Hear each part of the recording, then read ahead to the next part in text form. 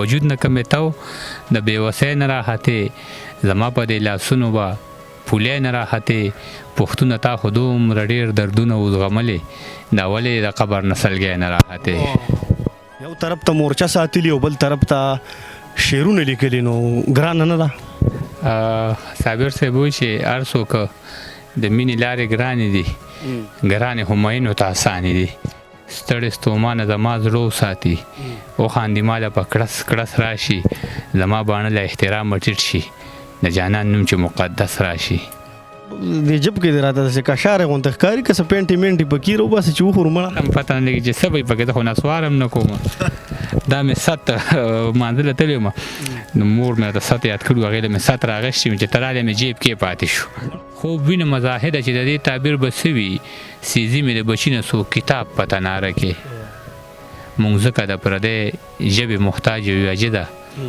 زمونږ نه چا سېزلې د نصاب په تناره کې مینا او مذهب مې دواړه یو ځای له راوستي دي ستا د زلفو تار مې په تسپو کې اچولی دی ملګرو سلامونه نیکې هیلې او ډېر زیات احترامات محبتونه او ښه ساعتونه ومنئ خپرونه ده ستاسو خپله غزلزار او زه یم غازي نادان قدرمنو په دې کومه خاوره چې زه ولاړ یم نو دا د شب قدر کتوزو د سیمې هغه زبردست او ښکلې خاوره ده چې د دې خاورې په نسبت یعنې دې خاورې موږ له یو داسې شاعر راکړی دی چې هغه نن سبا د خلکو په زړونو او ذهنونو راج کوي دې خاورې ډېر ښه شاعران اتلان او فنکاران زیږولي دي خو په دغه ښو خلکو کې په دغه ادب پاله خلکو کې د دغه زلمي شاعر ذکر چې موږ ونه کوو یا د هغه سره موږ کیننو نو خوند نه کوي ښاغلی زیتون الرحمن اجز صاحب ته راغلي یو نن به د دې سره خپرونه کوو اجز صاحب تاسو ته په دې خپله خپرونه کې ډېر زیات هرکلی مینه ویم او زما سلامونه هم ومنه وعلیکم السلام غازي نادانه چې څومره دې شکریا ادا کړم او څو واره ادا کړم نو کمه وي څو پیرې راغلي دغه کلي ته دغه خړو لارو کوڅو ته په خپلو درنو لفظونو کې دغه کلي له ښکلا ورکړې ده نو ستاسو او ستاسو د غزلزار ټیم چې څومره همکاران دي د ټولو یوه نړۍ مننه ډېره مننه اجز صاحب دا راته ووایي چې ژوند هم څنګه روان دی شکر دی غازي نادانه بس اوس خو ژوند بهترۍ طرف ته روان دی بس ډېر زیات خوشحاله شوم چې کله پرون ستاسو دغه میلاو شو ما تاسو ته ویلي چې کله هم رالی نو ما به خبروئ او دا ښه وه چې تاسو زه خبر کړم ګنې دغه یو څو چوټیانې او ستاسو منډې ترډې ډېرې نو بیا هم یو ځل ډېره زیاته مهرباني ولې به نه خبرو یاره بس تاسو په ذریعه باندې زمونږ پښتنو وروڼو خویانو ته زمونږ غږ رسي نو ستاسو په مونږ باندې احسان دی د پښتو یوه ټپه ده چې وایي زه به ترې ولې نه زارېږم چې جانان خپل مالت پرېږدي او ماله راځي چې تاسو دا هغه خزانې د سر نه دونه ستړې کوئ په موټرسایکل باندې لار وښئ خپل تیل سېدی نو زه دا ورکوټ غوندې میسج چې کوم نو دا زه په خوشحالۍ کوم ډېره مهرباني اجز صاحب زه وایم چې کلام واورو ډېره زیاته مزه به وکړي ولې نه غازي نادانه تاسو ته د غزلزار پاڼې چې څومره هم کتونکي دي هغوی ته یې ډالۍ وي چې وجود نه کمې تو د بېوسۍ نه راحتې وجود نه کمې تو د بېوسۍ نه راحتې زما په دې لاسونو به پولۍ نه راحتې وجود نه کمې تو د بېوسۍ نه راحتې زما په دې لاسونو به پولۍ نه راحتې پښتونه تا خو دومره ډېر دردونه وزغملې دا ولې د قبر نه سلګی نه راحتې پښتونه تا خو دومره ډېر دردونه وزغملې دا ولې د قبر نه سلګی نه راحتې زمونږ په پښتنو کې که خواږه نه وې صاحبه زمونږ په وړو به ننکۍ نه راحتې زمونږ په پښتنو کې که خواږه نه وې صاحبه زمونږ په وړو به ننکۍ نه راحتې که ستا چېرته د ګل غوندې ځواني نه وي محبوبې نو ستاسو په دیوال به لولکۍ نه راحتې که ستا چېرته د ګل غوندې ځواني نه وي محبوبې نو ستاسو په دیوال به لولکۍ نه راحتې د خپل غریب قسمت نه مې عجزه دا ګیله ده که باړ کې به مې هم د خپو څپلی نه راحتې ډېر ښه اجز صاحب یوه پوښتنه لرم او هغه دا ده چې ستاسو ډیوټي ډېره سخته ډیوټي ده یو طرف ته مورچه ساتلي او بل طرف ته شعرونه لیکلي نو ګرانه نه ده صابر صاحب وایي چې هر څوک د مینې لارې ګرانې دي ګرانې همایونو ته اسانې دي نو زمونږ چې د دې خاورې سره او د دې ولس سره څومره مینه ده مونږ یې په بدل کې هم ډېره زیاته مینه راکړې ده ما د هغې نه ما له زیاته راکړې ده خو زما چې څومره مینه ده دا هېڅ مشکل نه ده دغه مشکل هېڅ معنی نه لري زه به شعر لیکم انشاءالله او په هرو حالاتو کې به یې لیکم زیاتره شعرونه هم کم وخت کې داسې لیکلي دي چې لکه ماښامي کې ماسخوتن کې یا داسې سهار ټایم کې نو ټوپک په غاړه او شعر لیکل او د دشمن د راتلو خطر همي نو ډیره ګرانه ده. کم ټایم کې داسې شعرونه ډیر لیکلي؟ د الهام خو یاره زه خو الهام ته انتظار کوم نو الهام خو هېڅ پته نه لګي. د شپې مې هم لیکلي، د ورځې مې هم لیکلي، سهار مې هم لیکلي. کله کله داسې چې شپې به 4 بجې ډیوټي ختمه شي نو دغه 2 غنټې د آرام دپاره وي د 6 بجو پورې یا د 5 پورې نو چې الهام راشي نو به دغه غنټه نیمه خوب بیا د الهام نو د شعر نه قربان کو، بس هغه شعر ولیکو. صحیح ده. نو کلام را باندې واوره ډېره مې مزه به وکړي. ارمان مې داسې تاسو نس راشي لکه مزدور کور ته واپس راشي. ارمان مې داسې تاسو نس راشي لکه مزدور کور ته واپس راشي. ستړی ستومانه زما زړه وساتي، وخاندي ماله په کړس کړس راشي. زما باڼه له احترامه ټیټ شي، د جانان نوم چې مقدس راشي. زما باڼه له احترامه ټیټ شي، د جانان نوم چې مقدس راشي.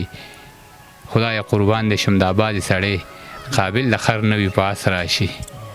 خدای قربان دې شم د آباد سړی، قابل د خر نه وي په آس راشي. ما ګناهګار له خوب جوټې راکوي، کله چې وخت د مونځ او دس راشي. د بېوسۍ د لاسه ستړی جز کور ته په ډېره موده پس راشي. واه واه واه واه ډېر ښه صاحب. والله د جب کې دې راته داسې کشارې غوندې ښکاري که څه پینټې مینټې پکې راوباسي چې وخورو مړه. هم پته نه لګي چې څه به یې پکې، زه خو نسوار هم نه کوم.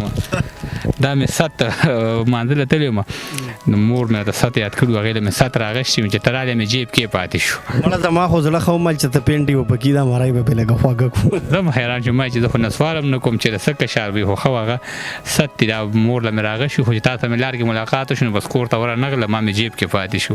صحیح ده.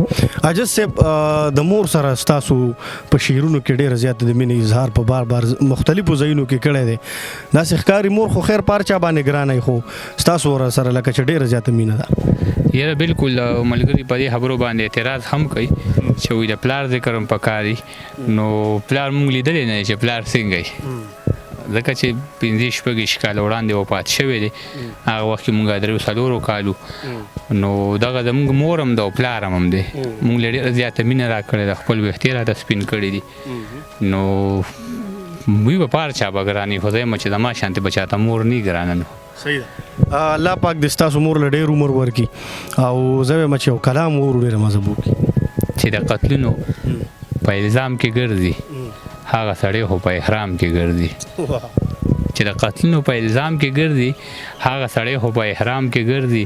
د یو او بل په ترقۍ خفګان دا بیماري زما په قام کې ګرځي. د یو او بل په ترقۍ خفګان دا بیماري زما په قام کې ګرځي. ما محبت منې کوي له نشې د زلفو تار راته په جام کې ګرځي. مونږ پښتانه د داسې لمونځه مخته چې هر سلام یې په قیام کې ګرځي. مونږ پښتانه د داسې لمونځه مخته چې هر سلام یې په قیام کې ګرځي. دا سړی ډېر په زړه سورې سورې دی، دا سړی ډېر په احترام کې ګرځي. زما د جوبل زړه معصومه مرغۍ ستا د تیرو بڼو په دام کې ګرځي.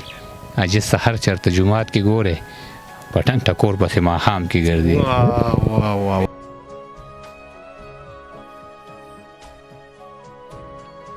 حاجت صاحب زمونږ ډېر مسافر ملګري تاسو سره مینه لري. کتاب ستاسو راغلی اوس هغه چېرته ورسېدو؟ څه حساب کتاب دی؟ د کتاب حوالې سره لږه مختصر خبره وکړئ بیا به ورپسې کلام وکړو. او بس کتاب خو تاسو چې تېر ځل راغلی وی نو په درېیم ځل چاپ شوی خو هغه ختم و. نو په څلورم ځل باندې مونږ چاپ ته سپارلی و.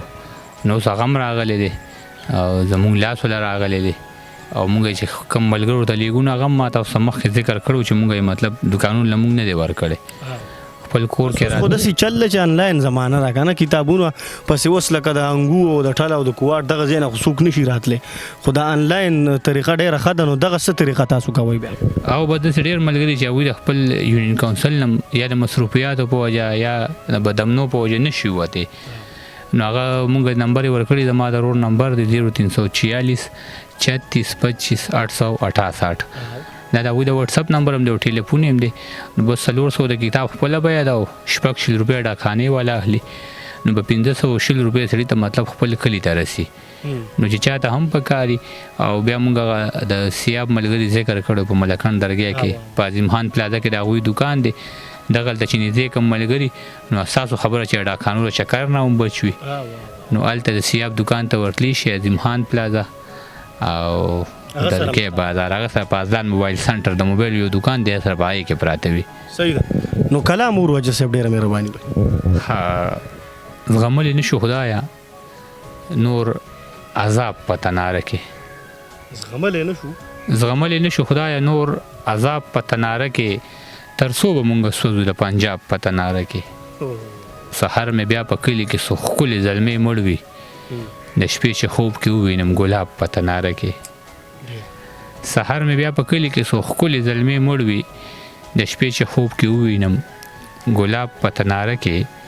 د یو بل نه پټېږي نه یو بل دپاره سوځي څپیاکو د راغشتی انقلاب په تناره کې. د یو بل نه پټېږي نه یو بل دپاره سوځي څپیاکو د راغشتی انقلاب په تناره کې. او خوب وینم مزاحده چې د دې تعبیر به څه وي. خوب وینم مزاحده چې د دې تعبیر به څه وي. سیزي مې د بچي نه سو کتاب په تناره کې. مونږ ځکه د پردۍ ژبې محتاج یو عجیده زمونږ نه چا سېزلې د نصاب په تناره کې. ډېر زبردست ډیره زیاته مهرباني چې تاسو موږ سره کېناستئ وګرځېدئ په مختلفو ځایونو کې کلامونه مو راته وویل. یقینا چې ګرمي هم د موږ به تاسو ستړي کړي به هم یې خو بس څه وکړو وروره زموږ نه خلاص نه بیا هم در باندې موږ ډاډه یو. په اخره کې که زه وایم په یو کلام نیم باندې زموږ د دې ملګرو مننه هم وکړي او څه پیغام ورکړي نو ډېره مزه وکړي. او بالکل د مننې خو الفاظ نه لرو. الله دې ژوندي لري چې څوک زموږ دغه پروګرامونه مطلب خوندي کوي او بیا د نورو ملګرو سره شریکوي. نو د ټولو یوه نړۍ مننه.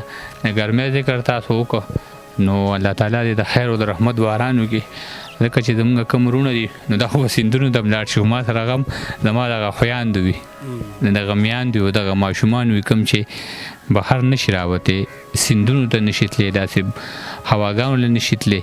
نو الله دې د خیر د رحمت باران وکړي چې هغوی ته دا موسم ډېر زیات ښه شي. او دغه څو شیونه نور چې د سلګو شور مې د ارمان غوږو له ورسوي د سلګو شور مې د ارمان غوږو له ورسوي زما جړه څوک د جانان غوږو له ورسوي. او هر څوک اوسو د سیند خوا کې خو له تندې نه مرو دا یو ګیله مې د باران غوږو له ورسوي. هر څوک اوسو د سیند خوا کې خو له تندې نه مرو دا یو ګیله مې د باران غوږو له ورسوي. او ځانونه وپېژنې پیغلې مو په کور زړې کړې دا نصیحت مې د هر ځوان غوږو له ورسوي. ځانونه وپېژنې پیغلې مو په کور زړې کړې دا نصیحت مې د هر ځوان غوږو له ورسوي. د زوی علاج له یوه مور خپله ګرده هرڅوي دغه خبره څوک د خان غوږو له ورسوي.